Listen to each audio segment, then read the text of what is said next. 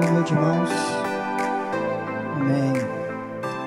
Abra suas Bíblias no livro do profeta Daniel, capítulo 6. Livro do profeta Daniel, capítulo 6, versículo 1 diz assim: Dário achou por bem nomear 120 sátrapas para governarem todo o reino, e colocou 3 supervisores sobre eles, um dos quais era Daniel. Os sátrapas tinham que prestar contas a eles, para que o rei não sofresse nenhuma perda. Ora, Daniel se destacou tanto entre os supervisores e os sátrapas por suas grandes qualidades, que o rei planejava colocá-lo à frente do governo de todo o império.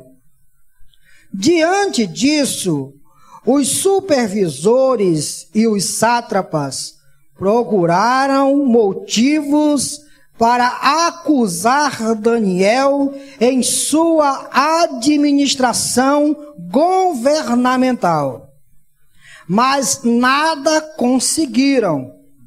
Não puderam achar nele falta alguma, pois ele era fiel, não era desonesto nem negligente. Finalmente, esses homens disseram: jamais encontraremos algum motivo para acusar esse Daniel, a menos que seja algo relacionado com a lei do Deus dele. E assim, os supervisores e os sátrapas, de comum acordo, foram falar com o rei. Ó rei Dário, vive para sempre. Todos os supervisores reais, os prefeitos, os sátrapas, os conselheiros e os governadores concordaram em que o rei deve emitir um decreto ordenando que todo aquele que orar a qualquer Deus ou a qualquer homem nos próximos 30 dias, exceto a ti, ó rei, seja atirado na cova dos leões. Agora, ó rei, emite o decreto e assina-o, para que não seja alterado conforme a lei dos medos e dos persas, que não pode ser revogada. E o rei Dário assinou o decreto. Quando Daniel soube que o decreto tinha sido publicado, foi para casa, para o seu quarto no andar de cima, onde as janelas davam para Jerusalém, e ali fez o que costumava fazer. 3 vezes por dia ele se ajoelhava e orava, agradecendo ao seu Deus. Então, aqueles homens foram investigar e encontraram Daniel orando, pedindo ajuda a Deus. E foram logo falar com o rei acerca do decreto real.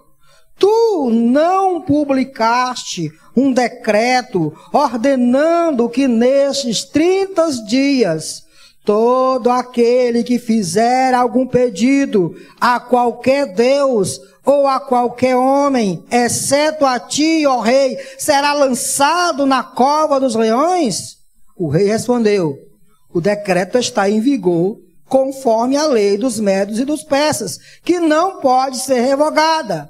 Então disseram ao rei: Daniel, um dos exilados de Judá, não te dá ouvidos, ó rei, nem ao decreto que assinaste.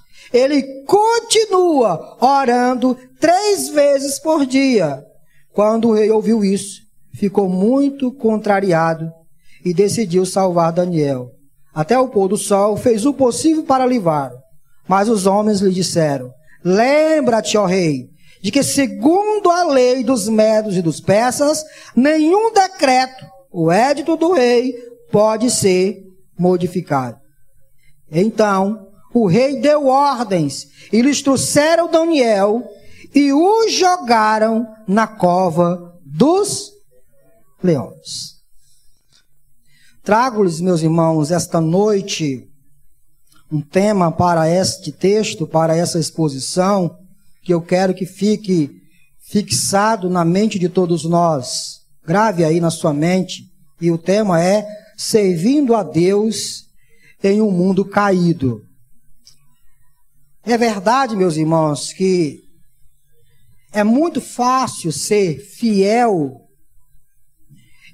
num ambiente em que todas as coisas cooperam para esta fidelidade. É muito fácil você manter-se de pé quando não há nenhum vendaval lhe compelindo a cair. Nós provamos que somos fiéis a Deus quando as dificuldades aparecem. Bem verdade que nós não precisamos das dificuldades para sermos fiéis. Mas esta fidelidade que já está em nosso coração, porque o Espírito Santo está em nós, e se o Espírito Santo está em nós, isso é o fruto do Espírito, né? Nós somos fiéis, é uma das partículas do fruto do Espírito Santo nas nossas vidas. As dificuldades, elas irão acabar compelindo as nossas vidas para manifestar que esta fé, de fato, ela é uma fé autêntica, ela é uma fé verdadeira. Entretanto, o mundo em que nós estamos inseridos é um mundo caído. Por isso, muitas das vezes, surgem perguntas como eu posso servir a Deus em um mundo como está? O sistema, a todo momento, a toda hora, nos compele a duvidar da proteção, do cuidado de Deus para com as nossas vidas. O sistema nos impele a ser corrupto. Logo, como eu posso servir a Deus em um mundo caído? Aliás, eu vou melhorar a pergunta. É possível servir a Deus no mundo caído? É possível ser fiel a Deus no meio da devassidão, no meio de uma situação caótica? Bem, meus irmãos, pela leitura desse texto, parece-nos que sim. Parece-nos que sim. Então eu vou trazer aqui 3 pontos para a nossa reflexão. O primeiro era o contexto do mundo de Daniel. Segundo, era a ética de vida de Daniel. E terceiro, a fé autêntica que Daniel manifestou nesse texto. Vamos para o primeiro ponto e nós encontramos 2 coisas a falar do contexto em que Daniel estava. Primeiro, o ambiente em que Daniel se encontrava era um ambiente pagão. Daniel não está em Judá. Daniel não está naquele território onde normalmente se adorava ao Senhor, onde as 12 tribos se reuniam e juntas, elas exortavam umas às outras a manter-se fiel a Deus. Não, senhor. Daniel estava muito distante de sua pátria. Os irmãos sabem que Daniel é um dos cativos que foi levado de Jerusalém para a terra de Babilônia. O mundo em que Daniel exerce o seu ministério ou manifesta quem ele é um mundo completamente pagão, é um mundo idólatra. E eu quero trazer apenas aqui algumas informações a respeito disso. Você volte lá para o capítulo 1, você vai ver algumas informações a respeito disso. Olha só, capítulo 1, versículo 1. No terceiro ano do reinado de Jeoaquim, rei de Judá, Nabucodonosor, rei da Babilônia, veio a Jerusalém e a sitiou. E o Senhor entregou Jeoaquim, rei de Judá, nas suas mãos, e também alguns dos utensílios do templo de Deus. Ele levou os utensílios para o templo do seu Deus. Olha, aqui nós temos dois deuses sendo apresentados, né? O Deus único e verdadeiro e o Deus do rei da Babilônia, certo? O que acontece aqui? Nabucodonosor invade Jerusalém, pega todos os utensílios que eram usados para a liturgia do culto ao Senhor no templo do Senhor e leva para Babilônia e coloca no templo do Deus do rei da Babilônia. Vocês não têm a obrigação de saber disso, mas o que Nabucodonosor está fazendo é dizendo: o Deus de vocês não presta para nada. Eu vou pegar todos os utensílios de vocês, do Deus de vocês, e vou submeter esses utensílios ao Deus verdadeiro, ao nosso Deus forte, que é o Deus da Babilônia. Aí você veja que juntamente com os utensílios, ele leva também algumas dezenas ou centenas de pessoas. Versículo 6. Entre essas pessoas que foram levados para a Babilônia, estavam alguns que vieram de Judá. Quem eram esses indivíduos? Daniel, Ananias, Misael e Azarias. Olha o que diz a parte B. Versículo 7. O chefe dos oficiais deu-lhes novos nomes. A Daniel deu o nome de Beltesazar. Isso é muito interessante, irmão. Porque no contexto cultural e histórico, tanto de Judá, tanto do ambiente ali do Oriente Próximo, os nomes das pessoas tinham significados, tinham muita importância. Os pais normalmente queriam tributar alguma coisa a Deus, e nesse louvor, nessa adoração, ele colocava o nome do seu filho, alguma coisa relacionada a uma certa divindade. Isso não era cultura apenas dos judeus, isso era cultura de todos, aquela cultura ali das nações do Oriente Próximo. E é interessante, meus irmãos, que o nome Daniel significa Deus é o meu juiz. Recebam, que no território em que Daniel nasceu, que é Jerusalém, que é Judá, seu pai coloca o seu nome, tributando a Deus o louvor. Daniel, Deus é o meu juiz. Quando essas pessoas saem de Jerusalém, aliás, não saem, né? São levados cativos de Jerusalém para a Babilônia, uma das primeiras coisas que a cultura babilônica fazia era incutir na mente daqueles cativos que eles deveriam abandonar completamente qualquer menção da divindade que eles adoravam. É por essa razão que uma das primeiras coisas que acontece com Daniel é a mudança de nome. Antes é Daniel, Deus é o meu juiz. Todas as vezes que alguém pronunciava o nome Daniel, trazia à mente de Daniel o quê? Trazia o quê, irmãos? Deus verdadeiro. Lembrava do Deus único e verdadeiro que havia se manifestado através da história para Israel. Essa era a razão de nomes que tinham alguns significados, principalmente no Antigo Testamento. O que Babilônia faz? Quer riscar qualquer memória, qualquer coisa que lembre a divindade dos judeus, que é Jeová. É por essa razão que muda-se. Agora Daniel não será mais chamado de Daniel. No ambiente em que Daniel está, não lhe chamarão mais de Daniel, porque eles querem riscar isso. Daniel tem que se contentar com o seu nome apenas no seu coração.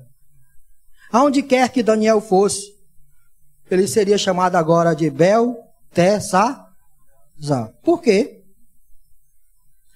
3 divindades eram muito importantes na Babilônia. Uma era Nabu, outra Acu e outra Bel. Essas 3 divindades, elas ocupavam um lugar muito importante no panteão babilônico. E o que acontece aqui, irmãos? Olha só, a pronúncia Bel. A pronúncia Bel lembrava um deus da Babilônia. Olha o que eles fazem.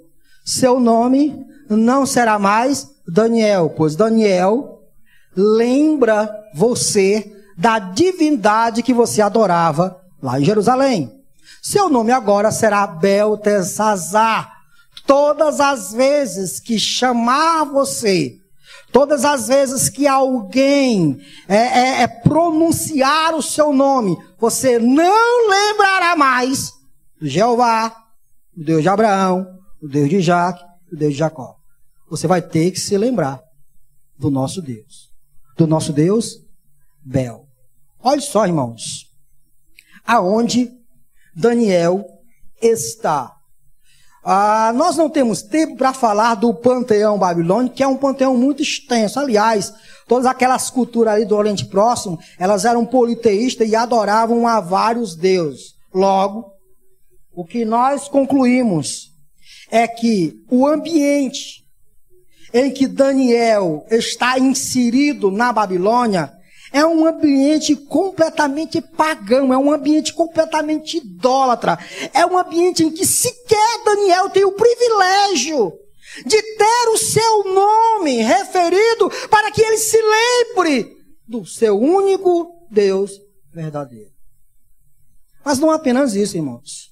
Vejam, meus irmãos, que além de Daniel estar inserido no contexto pagão, idólatra, Daniel também está inserido num ambiente em que há corrupção. Vocês pensam que política é problema só do Brasil, irmãos? Não. Olhe, vocês percebam, vamos ler aqui um pouquinho dos textos, que vocês leram um texto aí, e viram que Daniel, ele alcançou um certo patamar. Eu vou já falar sobre isso. E a posição em que Daniel se encontrava era uma posição, imagina aí, de um líder de Estado, um ministro de Estado. O rei da Babilônia, logicamente, não, aqui não é o rei da Babilônia, que o Império Babilônico já se passou. Daniel, ele exerce seu ministério durante 3 reis. O rei da Babilônia, o Medo e o Persa. Aqui já é o Medo, o rei Dário é o Império Medo. O que acontece aqui? Quando o Império Medo invade Babilônia, derruba o Império Babilônico e reconstrui um novo império, o Império Medo e o Império Persa, ele quer agora organizar o seu império. E na organização do seu império, ele tem que colocar indivíduos responsáveis por cada setores. O texto diz que Dário vai nomear 120 sátrapas, ou 120 pessoas que estarão responsáveis por cada coisa do reino. E para que essas pessoas trabalhassem bem, o rei Dário colocou 3 oficiais que pudessem analisar essas pessoas. Logo, esses 120 sátrapas iriam prestar conta a Daniel e mais essas 2 outras pessoas. Percebam, meus irmãos, que o que está acontecendo aqui? Vocês leram no texto que parece que está tendo aqui um tapete sendo puxado, né? Eles estão armando um jeito, uma maneira de tentar denegrir, de tentar manchar a honra de Daniel. Ou seja, a corrupção aqui. Por que Daniel, ele causa muito desagrado nas outras pessoas? Porque aonde há uma pessoa que não deixa a corrupção passar, vai desagradar outras pessoas. E com esse desagrado, essas pessoas, e é por isso que a Bíblia diz que os filhos das trevas são mais ávidos para as coisas do que os filhos da luz, são rápidos para fazer qualquer coisa do que os filhos da luz. Eles vão se organizar, eles vão tentar arrumar alguma maneira, algum jeito de derrubar esse indivíduo. Então nós temos duas informações a respeito do contexto em que Daniel está inserido. Ele tem que provar que serve a Deus. Lembra que o tema da mensagem é servindo a Deus em um mundo caído. Esse é o mundo de Daniel. Um mundo pagão e um mundo corrupto. Um mundo pagão e um mundo corrupto. Você pode estar no mundo pagão, mas não ser corrupto. Pode acontecer. Você pode ser incrédulo, mas não ser corrupto. Mas o problema era que Daniel estava no mundo incrédulo, no mundo pagão e num ambiente corrupto. Esse era o ambiente de Daniel. Dá para ser fiel, irmão? Dá para servir a Deus nesse ambiente? Bom, o texto diz que sim. É por isso que, aí eu vou abrir um parêntese. Eu não entendo muitas vezes próprio crente dizendo assim, é crente, foi para a política, se corrompeu. Eu não engulo isso, irmão. Eu não engulo isso. Você se corrompe, não é por causa do sistema. Não é. Você está mal informado. Você se corrompe por causa do seu coração. É o seu coração. O ambiente será o ambiente, o sistema será o sistema. E se o indivíduo é fiel, ele será fiel no pouco e no muito. Aonde quer que ele esteja, ele será fiel. Ele será perseguido? Claro. É evidente. Isso vai acontecer, porque ele estará inserido num contexto pagão e num contexto corrupto. Mas quem é fiel, meu irmão, não entrega os pontos. Então a gente tem duas informações do contexto. Primeiro é o contexto em que o ambiente de Daniel é pagão e é corrupto. Agora vamos ver a ética de vida de Daniel. Daniel pautava a sua vida, o seu modo de ser. Ele tinha uma regra para a vida dele. Essa regra, é claro que uma coisa está ligada com a outra, mas a gente não pode enrijecer nisso. Porque um indivíduo pode ser incrédulo, mas tem uma ética decente. Tem uma ética decente. E é interessante que Daniel tinha uma ética. Ele vivia a sua vida pautada em cima de alguns princípios. Logo que esse princípio é cristão, esse princípio é bíblico e assim por diante. E se o ímpio seguir esses princípios, glória a Deus. Sua ética é uma ética decente. Embora ele vai para o inferno depois, né? Que ninguém vai para o inferno, ninguém vai para o céu por ter uma ética boa. A gente vai para o céu por causa de quê, irmão? Por causa do sangue de Jesus. A gente vai para o céu só por causa de Jesus. A gente vai para o céu não é porque a gente é bom, não. O pastor, eu sou a pessoa mais boa do mundo. A pessoa mais boa do mundo vai para o inferno mesmo assim. A gente só vai para o céu por causa da morte de Jesus aplicada nas nossas vidas. A única coisa que abre as portas do céu para qualquer pessoa é o sangue de Jesus. Mas mesmo assim, deixando o sangue de Jesus de lado, Daniel tinha uma ética, um jeito de viver. E qual era esse jeito de viver? Ora, o texto diz. Vamos ler aí o texto no versículo de número 4. Leiamos o 4. Versículo parte B. Não puderam achar nele falta alguma, pois Daniel era... Eu não ouvi, irmão. Daniel era fiel. E fiel aqui, eu quero que vocês entendam que essas três virtudes aqui não estão atreladas ao Daniel ser fiel a Deus. Não é isso que os caras estão procurando. Os caras estão procurando alguma maneira de puxar o tapete de Daniel. E eles não conseguem. Por quê? Porque eles vão procurar, eles vão vasculhar tudo que eles puderem encontrar, alguma coisa, alguma faísca que possa manchar a vida de Daniel.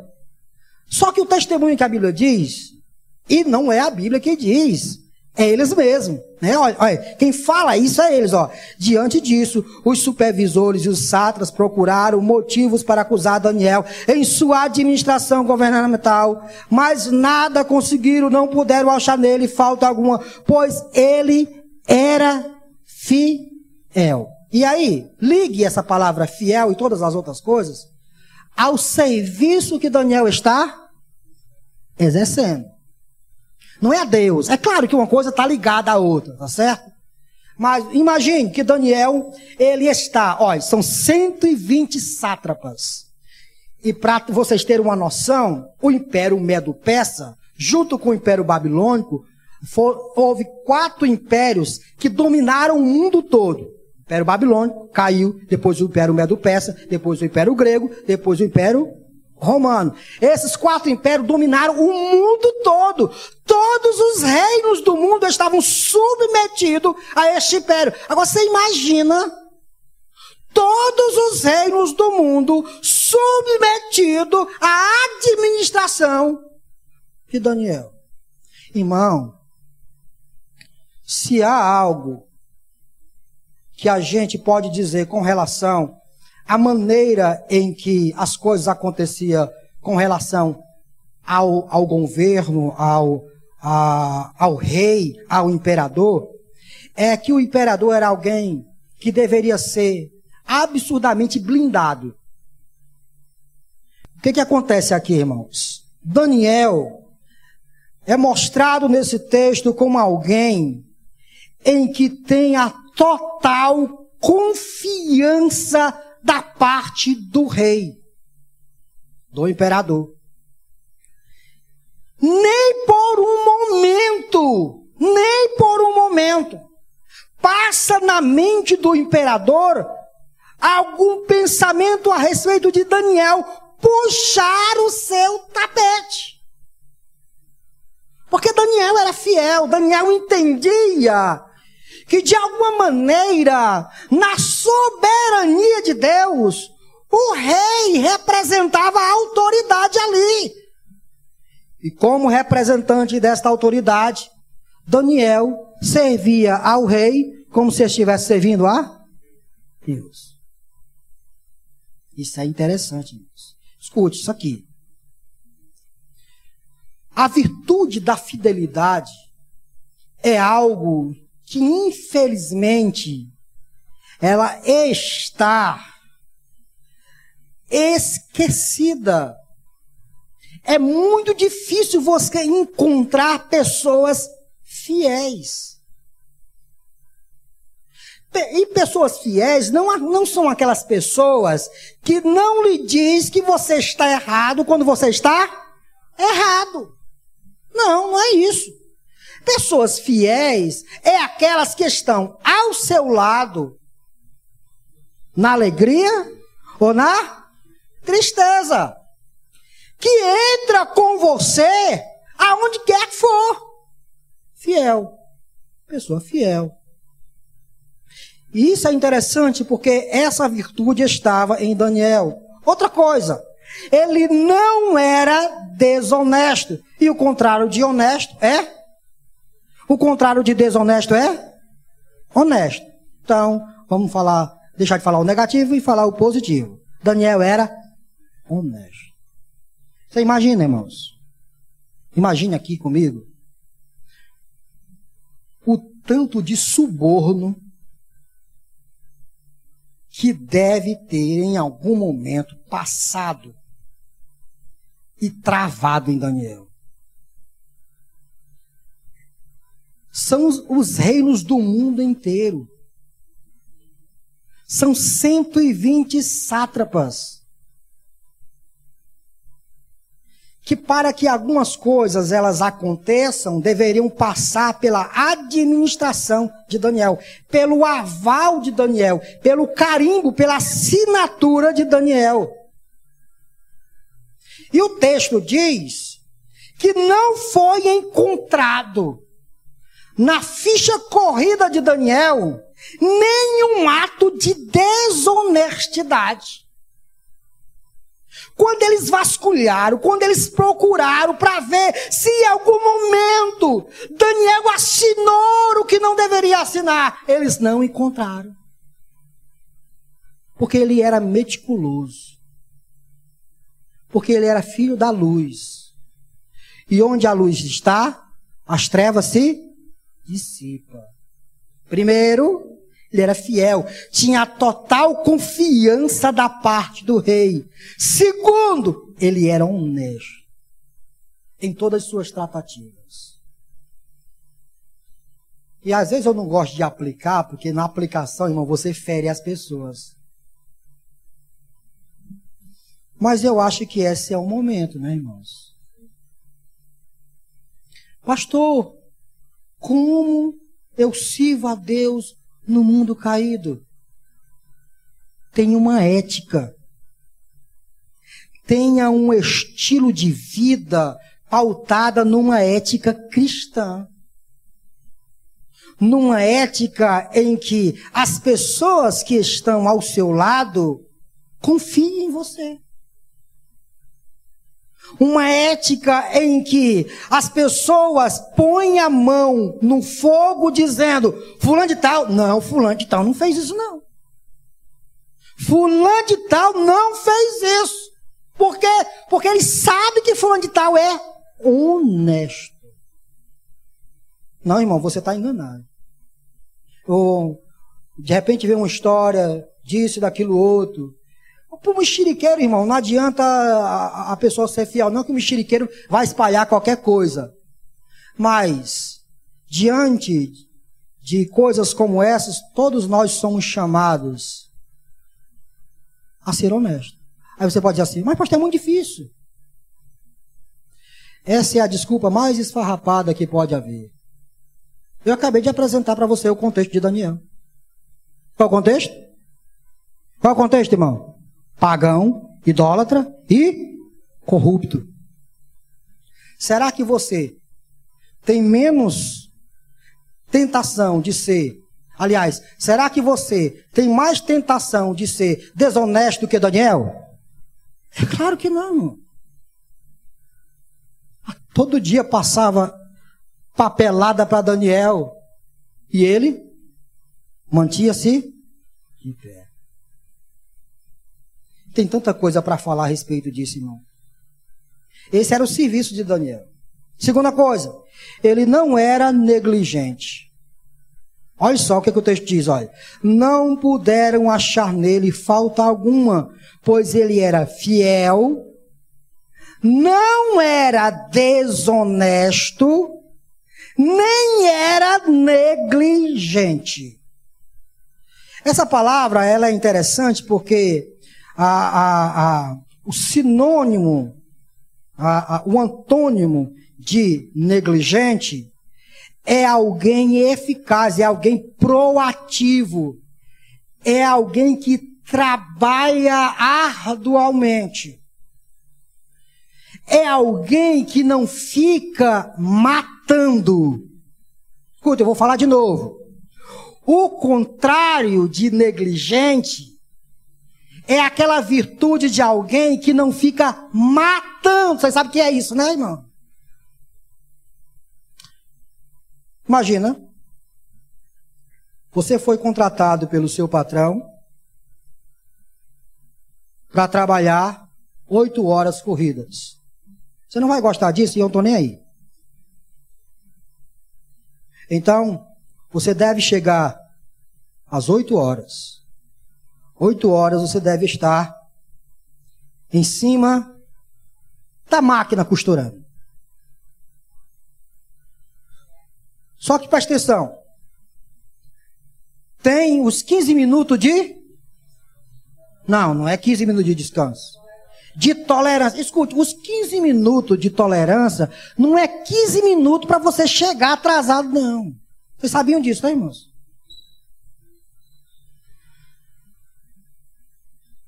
Mas, como você tem 15 minutos de tolerância, você sabe que da sua casa para o seu emprego, você gasta meia hora. Então, se você vai entrar 8 horas, você deve sair da sua casa que hora? 7? Não. Não dá para você sair 7. Se você vai gastar meia hora para entrar 8 horas, você não vai sair 7h30. No mínimo, você tem que sair 7h20. Porque você vai chegar, entrar, bater o cartão. Não, mas atrasei 20 minutos. Quando você atrasa 20 minutos, você está roubando. Você foi contratado para trabalhar quantas horas? 8 horas corrida. Mas você chega 20 minutos atrasado. Aí significa que você vai trabalhar 7 horas e 40 minutos. E você usurpou de uma terceira pessoa 20 minutos de trabalho. O nome disso é desonestidade. Sua ética é uma ética ímpia. Sua ética sequer pode ser elogiada por um ímpio, por um outro ímpio. Porque o rei da Babilônia não é crente, não. Ele não é crente. Ele sequer tem alguma comunhão com o Deus de Daniel. Mas algumas características em Daniel chamam a atenção dele. Por isso que quando Daniel foi para a cova, o rei ficou como? O cara ia perder um baita de um trabalhador. Essa é a questão, irmão. Daniel, fiel, tem toda a confiança do rei. Daniel é honesto. Não rouba o rei em nada.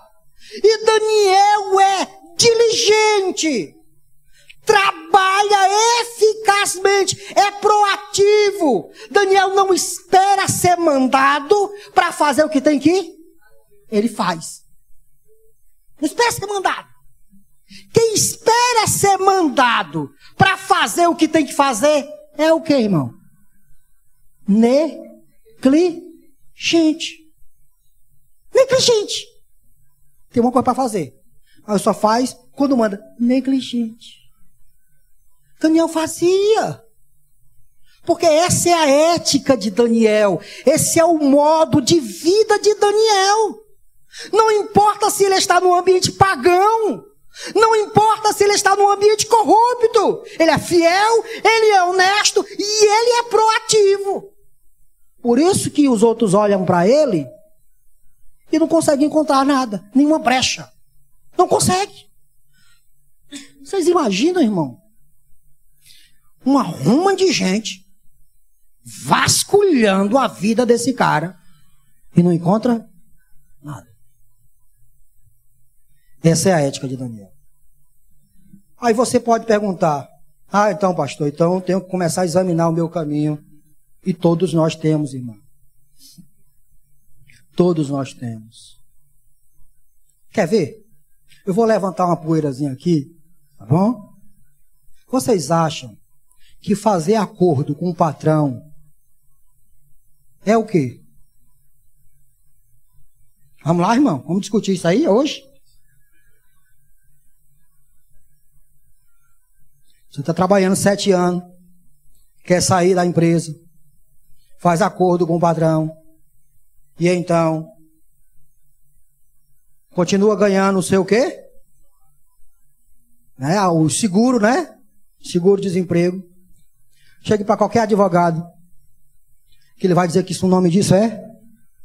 Como é o nome disso? Eu não ouvi, o nome disso é? Roubo. Você está passando a perna na instituição. Ah, pastor, mas assim eu vou perder dinheiro. Vai, mas vai ser? Eu não ouvi. Vai, mas vai ser? Honesto. Fiel. Ah, mas o sistema não dá. Mentira sua. Daniel está inserido num ambiente corrupto e pagão. O mesmo ou pior sistema que o nosso. Mas dava. Ele não queria lucro desonesto. Ele não queria surrupiar o que não era seu. O que era do outro é do outro. O que é meu é meu. Essa era a ética de Daniel. E quem tem essa ética, irmão, quem vive pautado nessa ética, vive sendo perseguido. Por que você não é perseguido? Ah, pastor, o ambiente lá no meu trabalho é tão bom. Sabe por quê? Porque você não é babão do patrão. Eu vou falar a palavra babão, mas para qualquer pessoa, Daniel é um... Irmão, não ouvi. Para qualquer pessoa com esse tipo de pensamento, com esse sistema em que normalmente nós nos incluímos, Daniel é um babão. Babão. Que fica direto às barras do rei. Que sequer, só uma coisinha de nada. Que se for para poder descansar um pouquinho, matar um pouquinho, não mata. Para que isso, Daniel? Babão, Daniel, é o que você é. Verdade. Mas, se ser babão é ser fiel, se ser babão é ser honesto, se ser babão é ser proativo, que sejamos babões. Porque essa é a ética do reino. Essa é a ética das Sagradas Escrituras. Todos nós sabemos o que é certo e o que é errado, e todos nós devemos pautar a nossa vida com relação a isso, irmãos. Aí o que acontece, irmãos? Quando Daniel pauta a sua vida com base dessa ética, vai vir perseguição. Mas o que eu acho interessante é que esse estilo de vida de Daniel vai preparar Daniel para se posicionar. Sabe por que é tão fácil negar Jesus? Porque nós somos desonestos. Nós vendemos Jesus por qualquer coisa. Nós trocamos Jesus por qualquer moeda. Por qualquer prato de guisilha. Qualquer assado. De lentilha, né? Nós trocamos, irmãos. Nós resolvemos, infelizmente, andar na mesma maré do mundo. Na mesma onda do mundo, viver como o mundo vive. E ainda a gente encontra justificativa. É o sistema, pastor. Pelo amor de Deus, irmãos. Nós somos luz do mundo, nós somos sal da terra. Eis o problema do mundo estar como está, porque o sal não está mais salgando. A luz não está mais brilhando. O mundo e os patrões ímpios olham para os empregados, de um lado empregado cristão, de um outro lado empregado não cristão. E sabe o que eles veem? Tudo farinha do mesmo saco. Enquanto, se o patrão olhasse para o cristão e dissesse assim: esse cara é doido, não gosto da fé dele, não gosto do Deus dele, se eu pudesse eu matava ele, mas eu não quero perdê-lo como meu empregado.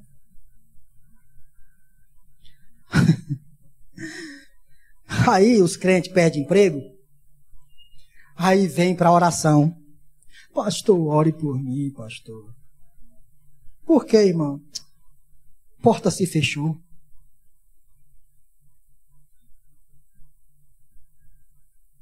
Não estou dizendo que é todos os casos. Mas a maioria dos casos. Ora, meu irmão, se dentro de uma empresa existe a necessidade de ter 10 funcionários,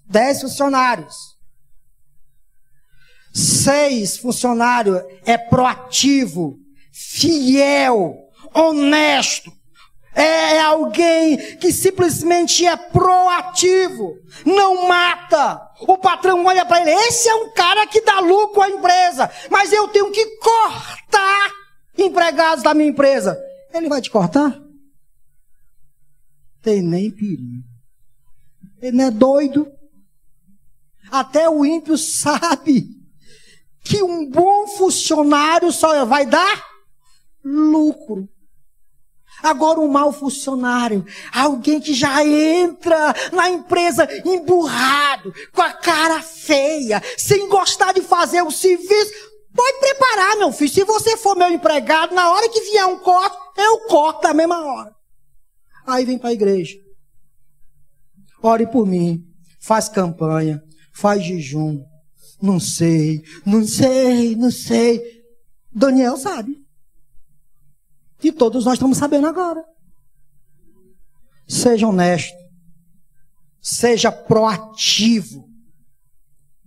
Se tiver um lixo para varrer, varra. Não é minha função. Pro inferno com isso. Você pode fazer? Posso. Então faz. Faz. Esse estilo de vida faz com que os nossos patrões olhem para nós e vejam com que nós damos lucro para a empresa. Ele só vai gostar das nossas... Isso é ética, irmão. Isso é um estilo de vida que todos nós devemos ter, para que quando os outros olhem para nós, não veja em nós alguma mancha, não veja em nós alguma falha. Se for encontrar alguma coisa, encontre em outra situação. Não em matar, não em ser negligente, não em ser desonesto, não em ser infiel. Não, nós devemos ser conhecidos como pessoas pautadas na fidelidade, honestidade e na proatividade. Quisera Deus que todos nós aprendamos com isso. Isso vai causar um transtorno para Daniel. Qual o transtorno? As pessoas querem puxar o tapete de Daniel. O que eles vão fazer? Versículo de número, por favor, 5. Finalmente esses homens disseram, jamais encontraremos algum motivo para acusar esse Daniel, a menos que seja algo relacionado com a lei do Deus. Aí eles vão encontrar. Irmãos. Aí eles vão encontrar. E o que é que eles fazem? Vocês já sabem. Eles armam um cerco. A armadilha. Ora, o rei vai se encher de alegria quando essa negociata chegou a ele. Foi que eles disseram, rei, nós vamos fazer aqui um projeto e tu tem que assinar para que ninguém adore outra pessoa a não ser o Senhor. Oxi! Que projeto lindo! Que projeto maravilhoso! E o rei assina. Mas ele não está pensando em Daniel. Nessa hora ele cegou, irmão. Nessa hora ele não viu que no seu reino tem alguém que é fiel a ele, que é honesto a ele, que é proativo no trabalho para ele, mas acima de tudo, não arreda um pé da sua fé. Ele não viu, ele não enxergou isso. Assinou. Vejam o que diz, irmãos, por favor, o versículo de número 10. Quando Daniel soube que o decreto tinha sido publicado, foi para casa, para o seu quarto, no andar de cima, onde as janelas davam para Jerusalém. E ali fez o quê? Me ajude, irmão. E ali fez o quê? Costumava fazer. Isso é importante. O texto está chamando a nossa atenção para entender que a fé de Daniel o levava a orar sempre. Olha, Daniel era honesto, proativo e fiel. Todas essas características eram magnetizadas com a sua prática da oração. A fé que estava no coração de Daniel fazia com que ele entendesse que todas essas virtudes não eram nada se não viesse de Deus. Por isso que ele orava sempre. A Bíblia diz que ele costumava fazer isso. É por isso, irmão, que é tão difícil você ser fiel. É por isso que é tão difícil você ser proativo e é tão difícil você ser honesto. Por quê, pastor? Está aqui a explicação, irmão. Pouca oração. Está aqui, irmão. Pouca oração. Porque quem costuma passar tempo de joelhos dobrados se levanta diante do mundo para se revelar o que aprendeu quando estava de joelhos dobrado. Quando ele estava de joelhos dobrados diante de Deus, conversando com Deus, em comunhão com Deus, ele aprendeu que o seu Deus é um Deus fiel. Logo ele se levanta para ser fiel. Menos oração, menos honestidade. É por isso que é tão fácil roubar. Não, pastor, no roubo. Rouba. Peça para o Espírito Santo. Peça para o Espírito Santo hoje iluminar a sua mente. Peça. É tão fácil fazer essas coisas porque a vida de oração é muito raquítica. E o pior é que eu tenho encontrado meia dúzia de crentes que ainda dizem assim: não tem necessidade de ficar de joelho dobrado orando direto. Eu nunca vi uma reca de crente tão merreca como essa, que ousa dizer coisas terríveis como essa. Nossos pais, nossos antepassados viviam de quê, irmão? Joelhos dobrados. É por isso que hoje ainda nós temos o que temos. Mas sabe o que a próxima geração vai ter? Nada. Sabe por quê? Nós não queremos isso. E aí não precisa disso. Eu oro com Deus, eu passo o dia todo orando com Deus, eu vou falando com Ele. Isso é bom? É claro que é, irmão. É claro que é.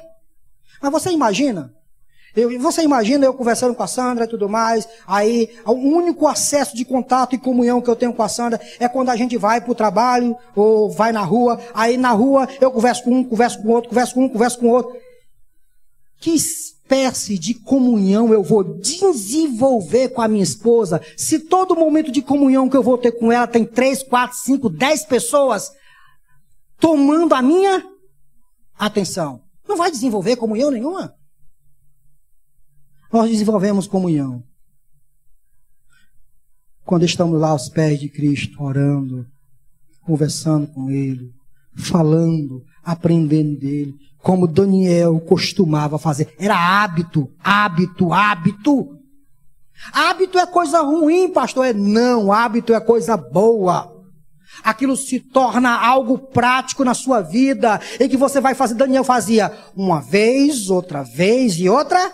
O texto diz que ele orava 3 vezes ao dia. Abria a janela, porque todos os judeus faziam isso. Ele estava exilado de Jerusalém. E então ele entendia que Jerusalém era a cidade do Deus eterno. Então ele olhava para a região que dava para Jerusalém e orava a Deus. Porque ele tinha a ideia de que lá estava o templo do Senhor. Nós devemos aprender com Daniel. Irmãos, procure ser honesto. Procure ser fiel. Procure ser proativo. Mas escute uma coisa. Não pense que essas virtudes vão valer de alguma coisa se aos pés de Cristo você não buscá-las. Se você estiver praticando todas elas, a única coisa que você vai ser é fariseu. Só isso. A única coisa que você vai ser é um bom cara. Só isso.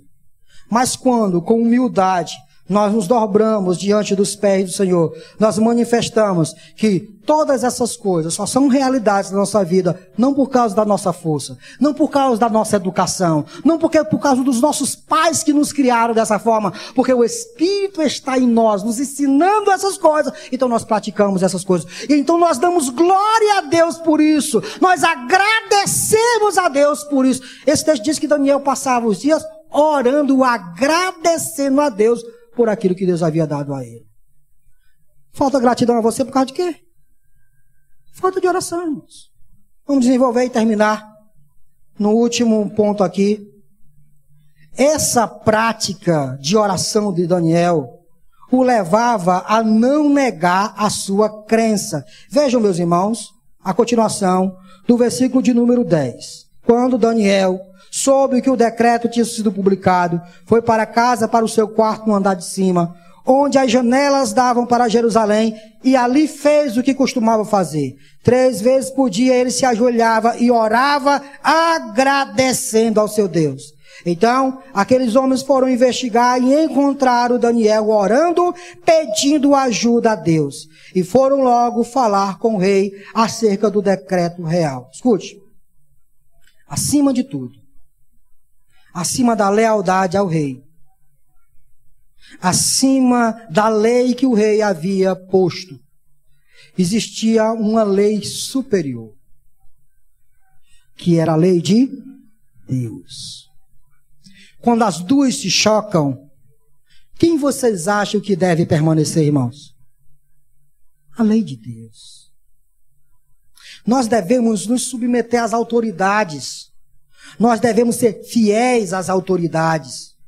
Nós não devemos ser desonestos e fazer com que a nossa comunidade cresça com honestidade e veja em nós algo honesto. Nós devemos ser proativos, porque sendo proativo, nós iremos fazer com que a comunidade onde nós estamos inseridos cresça, principalmente a nossa igreja. Ela se desenvolve por causa da nossa atitude e da nossa ação. Tudo isso é bom. Tudo isso é legal, mas em algum momento essa fidelidade à comunidade, ao rei, pode se chocar. E quando se chocar, irmão, aí nós temos aquilo que Pedro disse, mais vale obedecer a do que aos homens. Escolho para você. A lei pede para você usar capacete. Tem algum problema em você usar capacete, irmão? Sim ou não? Sim ou não? Não. Então por que você não usa? A lei pede para você ter uma carteira de motorista para poder dirigir. Tem algum problema nisso, irmão? Sim ou não? Isso fere a lei de Deus, sim ou não? Então por que você, infeliz, não tira a primeira carteira para poder dirigir? O problema, sabe o que é? O problema é que nós estamos tão acostumados a lutar contra a honestidade, que quando o momento de lutar contra o governo, ou lutar contra as instituições chegar, que é o momento que é para se submeter a Deus, nós não submetemos. Quer ver? Já já vai chegar a perseguição. E aí eu vou ver. Aí eu vou ver. Aliás, nós vamos ver. Daniel, em nenhum momento, abriria mão de continuar sendo quem ele era. Um homem de oração. Um homem que se curvava diante de Deus. Um homem que buscava a sua força em Deus. Um homem que com humildade sabia que todas as suas virtudes só eram interessantes porque elas vinham da parte de Deus. Se o rei inventou uma lei, e essa lei iria impedi-lo de ser fiel a Deus, que o rei pagasse por isso, ou que isso colocasse na conta de outro. Mas Daniel não iria infringir a lei de Deus para obedecer ao rei. Isso chama-se o que, irmão? Uma ética boa e uma fé inabalável. Ouça o que eu vou dizer. Nós só estaremos prontos para enfrentar um mundo caótico, um mundo caído, um contexto hostil, um contexto de sistema onde a todo momento nos imprime, nos rebola para desobedecer a Deus. Só estaremos preparados para vencer esse mundo se estivermos pautados numa boa ética cristã, sendo honesto, fiel e proativo. E acima de tudo, se formos fiéis a Deus. Se não, aí todos nós estaremos inseridos naquilo que Apocalipse diz. Quem for santo, se santifique mais, mas quem for sujo, suje-se mais. Feche seus olhos.